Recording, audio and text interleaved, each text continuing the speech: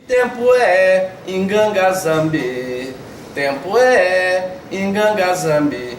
Olha que simbi pepepe, olha maianga, ingue tempo é Ingangazambi, tempo é Ingangazambi. Mãe Arlene me explicava, Abraão, que tempo é o vento, a bandeira, o tempo que dá direção para onde o grupo deve ir em busca de bons campos, de bons pastos. Que tempo indica, então, para nós a direção da construção de um espaço entre a universidade e o povo de terreiro. Esse é o primeiro encontro que Tembo, Laboratório de Estudos da Subjetividade e Cultura Afro-Brasileira, com o evento Ancestralidade, Cultura e Práticas de Cuidar no Terreiro. O povo de terreiro é um povo desenvolvedor de cultura, de música, de dança, de modos de viver. Esse povo que está na sociedade contemporânea do capitalismo racial de uma maneira desfavorável, que este seja o lugar de debate, de pensamento da existência, dos embates cosmopolíticos. A universidade precisa se abrir a esta experiência de cultura que os terreiros e o povo negro preserva, desenvolve em seus processos de subjetivação e contraconduta. Eu gostaria de iniciar essa mesa passando a palavra a Macota Valdina.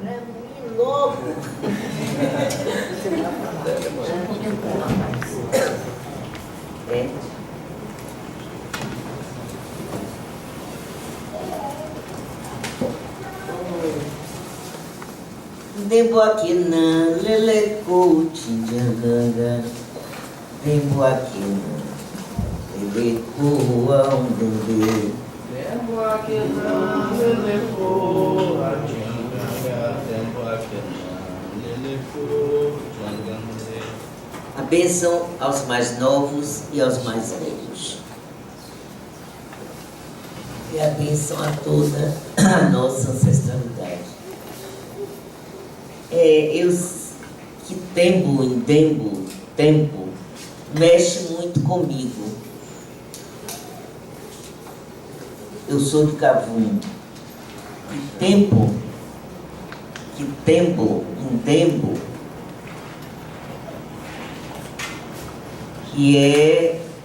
Que nos remete ao que aqueles que chegaram no Congo nos trouxeram.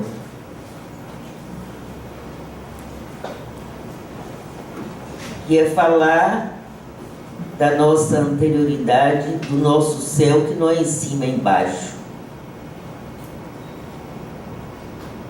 Quando a gente vê um assentamento de tempo, que é sempre uma árvore, nos remete a isso. O plano do Unsek e o plano do Umpembe. O plano ancestral, o plano escondido, que a gente não vê, onde estão as raízes, onde começa tudo. E esse plano do mundo material em que nós vivemos. Isso é o que representa uma árvore de tempo para nós. A nossa história, o tempo do ontem, o tempo do hoje e o tempo do amanhã, tudo ao mesmo tempo.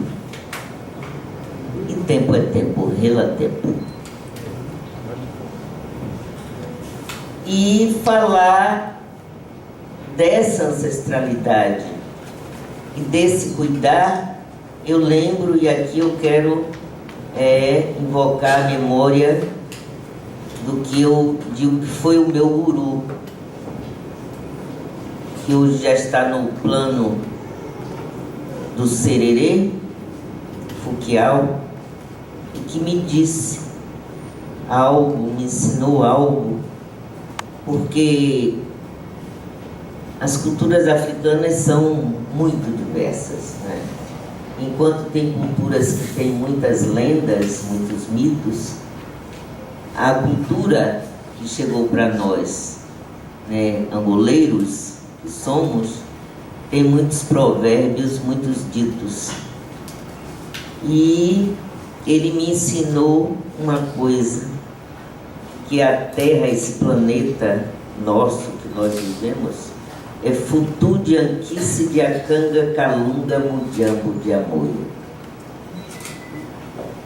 Futu é como se fosse um pacote, um sachê de Inquice. E o que é o Inquice? O Inquice é o remédio, não o remédio como nós conhecemos, né? A gente compra nas farmácias, o remédio que às vezes a gente toma para curar uma doença e põe outra doença no nosso corpo. Infelizmente está sendo assim, né? Atualmente. Só que os Inquice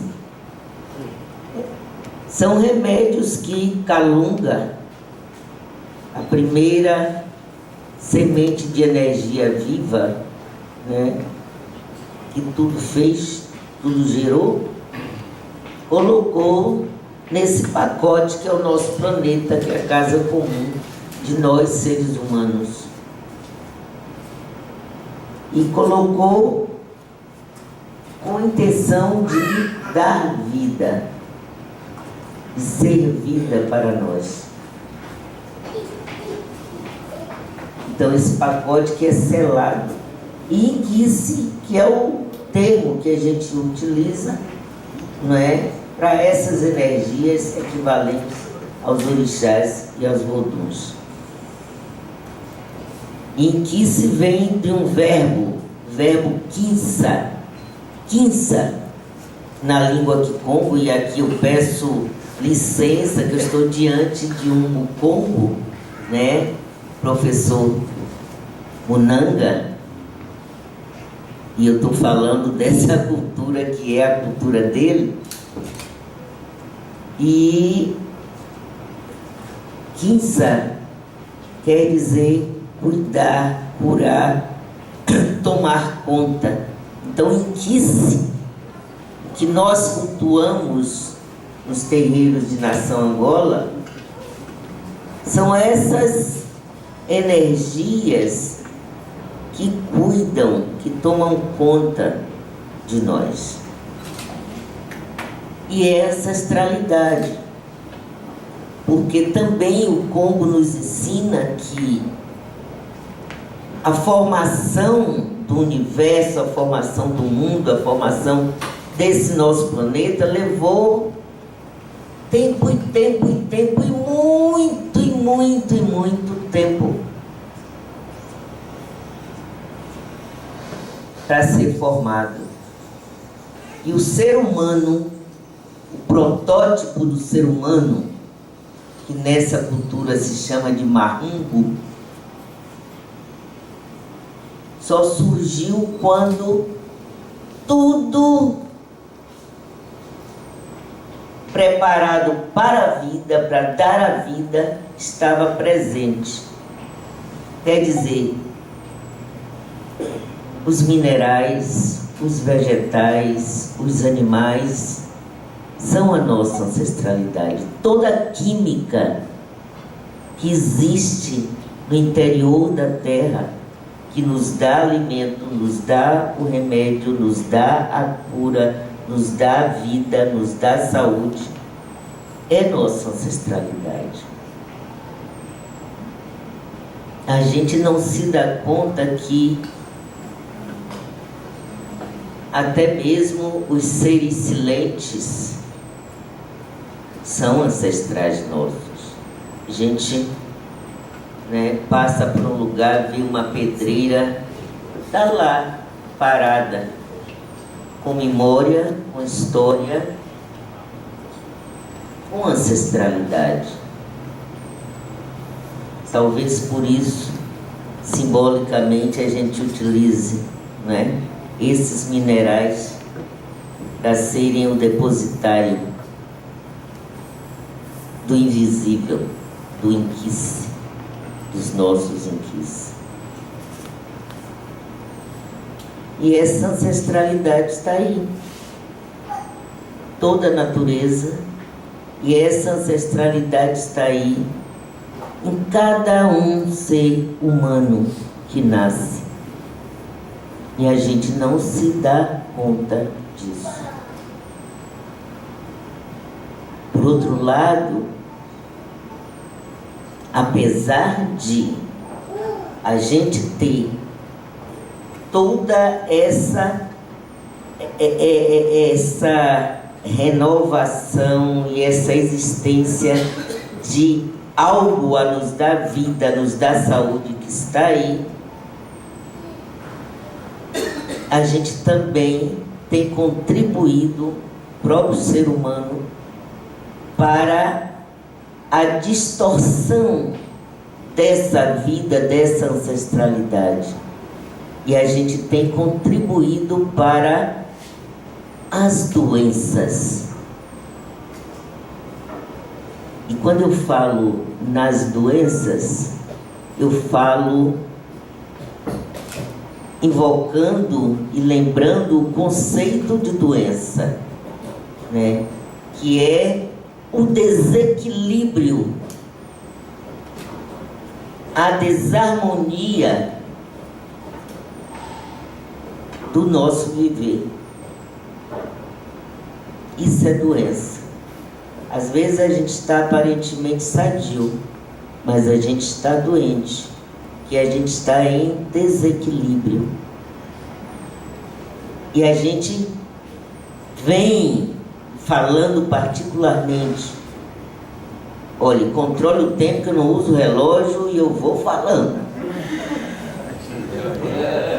Eu não sei quanto tempo eu tenho, que eu nem perguntei.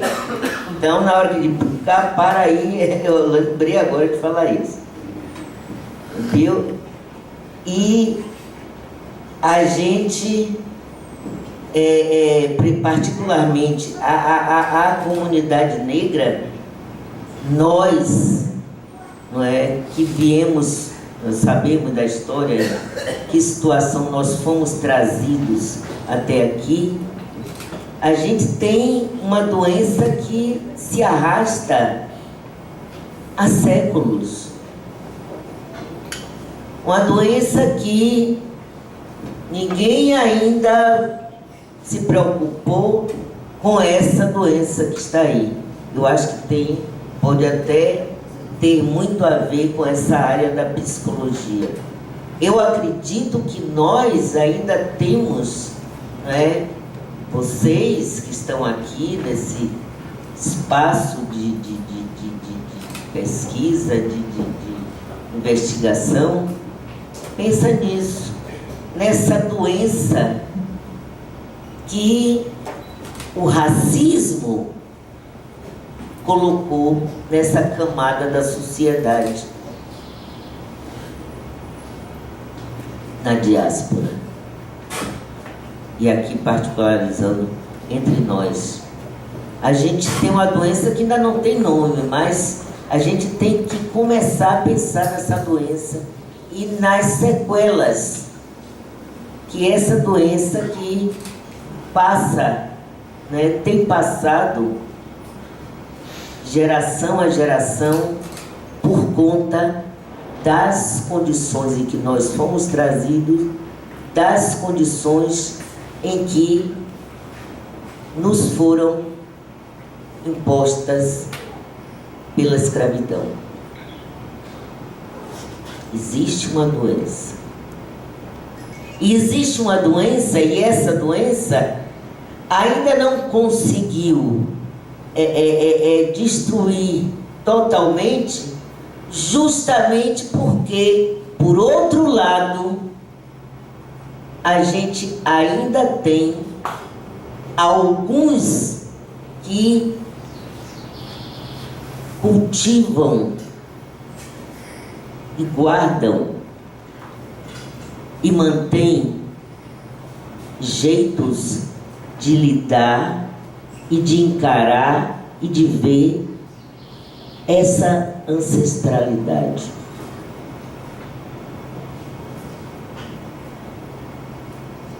Uma pessoa que é criada numa família em que guarda seus jeitos negros, em que não rejeita essa negritude, esse jeito de ser negro, tem muito mais possibilidade de reverter o quadro que é imposto para nós. Eu digo isso a partir da minha própria vida. Eu me dou como testemunho. Eu tenho 71 anos.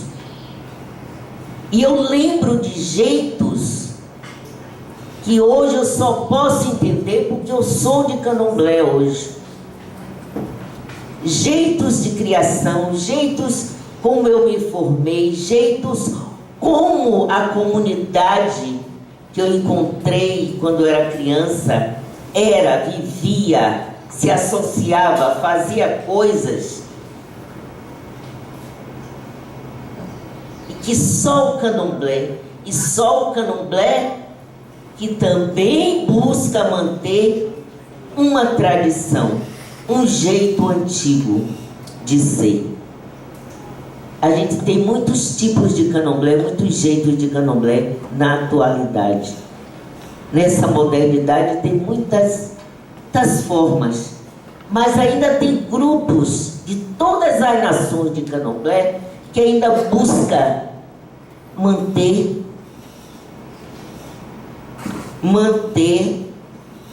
tradições, manter jeitos antigos e que remete a gente como eu, eu vivenciei isso, eu não era de Candomblé, mas eu já vivia isso. Isso era parte da educação que a gente tinha em casa, que a gente tinha na família mais extensa, na comunidade mais extensa, que hoje nem sempre a gente tem. Então, o cuidar do terreiro, o cuidar o processo do cuidar da saúde do terreiro envolve muita coisa, vai muito além de um chá, de um remédio, de um banho, de um ebó, do trabalho, mas é o próprio jeito de ser, de fazer, de viver, de interagir que dá isso, que promove saúde, que ameniza, né, a doença que a gente tem que conviver a cada instante, e que o racismo, eu tenho que falar isso porque tem a ver com a questão do racismo. Então, é algo muito profundo e é algo que não tem, como diria eu, se me perguntar, eu não sei como explicar, não é a coisa teórica, né? Porque a gente está num ambiente acadêmico, né? Então, mas como é que se dá isso? Não sei se dá. Você tem que passar pela experiência. Não é algo que livro nenhum vai ensinar, que só uma conversa, uma palestra, uma dissertação, não é. Você tem que passar pela experiência do viver, do jeito de ser, de fazer, de viver, que é diferente. Que é diferente. Mesmo diante da modernidade, mesmo diante do que a gente tem aí, mas tem algo que é muito particular E aí que vem a subjetividade mesmo. É algo que você objetivamente não sabe explicar. Você tem que sentir na pele, você tem que vivenciar na pele para poder dizer, tem algo mais.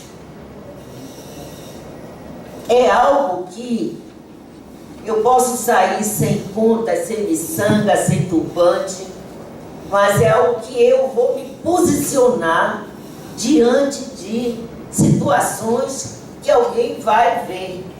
Tem algo diferente, algo que marca. Porque é algo que está na gente. É uma coisa atávica.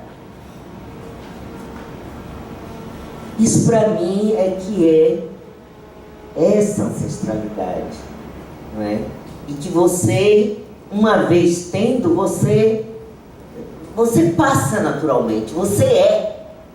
E diante de você, outros vão sendo também.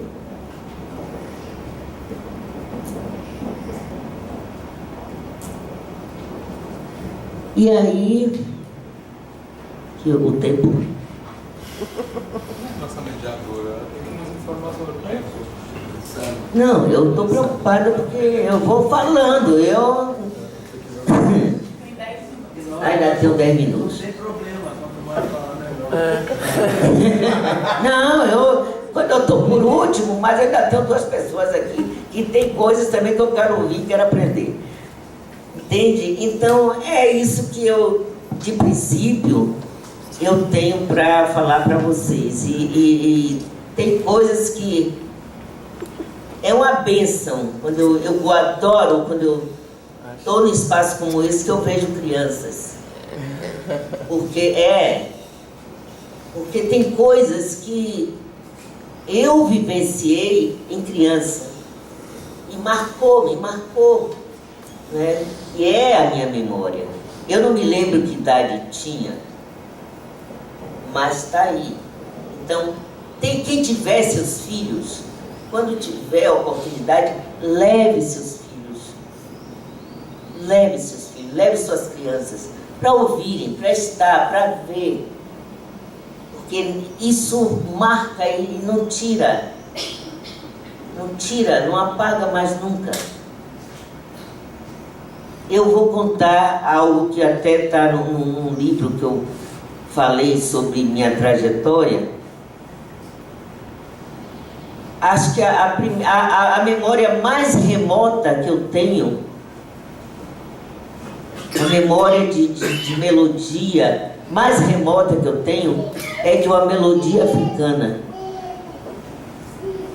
E de um canto africano que eu só vim descobrir quando eu entrei para o candomblé.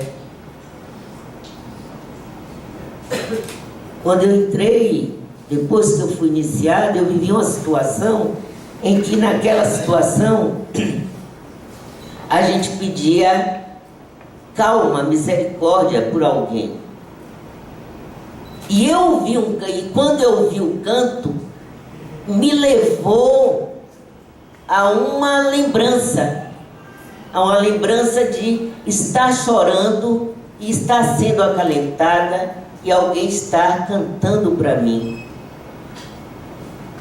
Tualembe fumo, tualembe ganga, lemo, maiandanda. Quando eu vi isso, eu me assustei, porque eu me lembro, a lembrança que veio foi só de eu estar chorando.